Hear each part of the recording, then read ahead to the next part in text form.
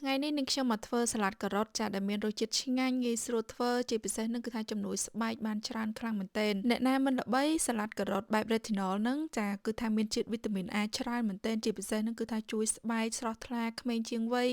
ហើយជាពិសេសគឺថាបំបត្តិស្លាកស្នាមបានល្អទៀតផងសម្រាប់គ្រឿងផ្សំដែលយើងត្រូវការគឺអត់មានអីច្រើនទេគឺខ្ញុំមានការ៉ុត4-5មើមចា4-5មើមហ្នឹងគឺមើមទូចៗណាបើសិនជាបងប្អូនដាក់មើមធំៗដាក់តែ1មើមទៅ2មើមក៏បានដែរបន្ទាប់មកគឺខ្ញុំលាយជាមួយនឹងទឹកសក់ចាទឹកសក់បន្តិចគឺយើងកោសវាស្ដើង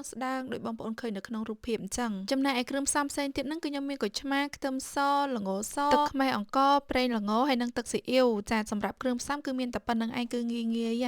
សម្រាប់ខ្ទឹមបងប្អូនចង់យកទៅចិញ្ច្រាំក៏បានចង់យកមកកោសដូចខ្ញុំក៏បានដែរគឺបានដូចគ្នាបើសិនជាបងប្អូនអត់ចូលចិត្តខ្ទឹមសច្រើនទេដាក់តែមកកំពឹសទៅបានហើយបន្ទាប់មកខ្ញុំដាក់ទឹកស៊ីអ៊ីវមួយស្លាបព្រាបាយកន្លះចាទឹកខ្មេះហ្នឹងកន្លះស្លាបព្រាបាយហើយប្រេងល្ងជិត1ស្លាបព្រាបាយហើយយើងច្របាច់ក្រូចឆ្មាចូលទៅបន្ទាប់មកទៀតគឺខ្ញុំដាក់ល្ងសហ្នឹងគឺយើងលីងឆ្អិនណាចាដាក់វារោយតិចចឹងមកហើយមានជាមួយនឹងជីតិច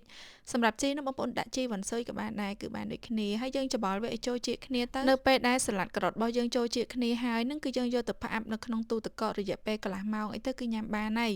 កន្លះម៉ោងទៅ1ម៉ោងណាចាតាមចំណូលចិត្តហើយយកមកញ៉ាំមកគឺថាឆ្ងាញ់មែនតើបងប្អូនអើយអត់នឹកស្មានណានិយាយមែនព្រោះអីឃើញគ្រឿងផ្សំវាតែបន្តិចហើយអត់មានស្ករអត់មានប៊ីចេងអីផងហ្នឹងនិយាយរួមទៅញ៉ាំទៅគឺឆ្ងាញ់មែនតើឥឡូវនេះគឺខ្ញុំច្បល់ចូលជាតិហើយចាខ្ញុំចាប់ផ្ដើមគ្របឲ្យស្អាតចឹងទៅយកទៅទុកក្នុងទូទឹកកក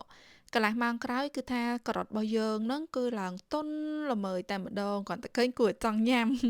ចាយើងចាប់ផ្ដើមរៀបចំដាក់ចានទៅរៀបចំមើលឲ្យឃើញតំណងស្អាតតិចតួចអីចឹងណាបើសិនជាបងប្អូនចាប់អារម្មណ៍អាច share វីដេអូនេះឲ្យសាកល្បងធ្វើញ៉ាំបានធានាថារសជាតិឆ្ងាញ់ហើយ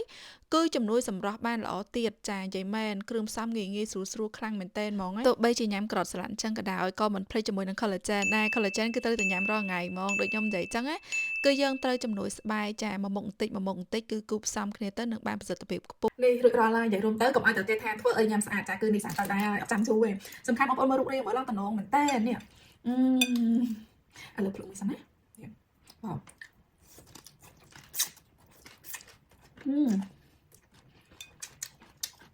ឆ្ងាញ់បងប្អូន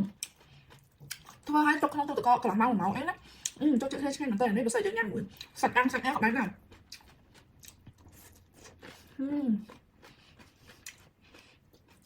ញ៉ាំឲ្យបានស្អាតទៅដល់ណាបាន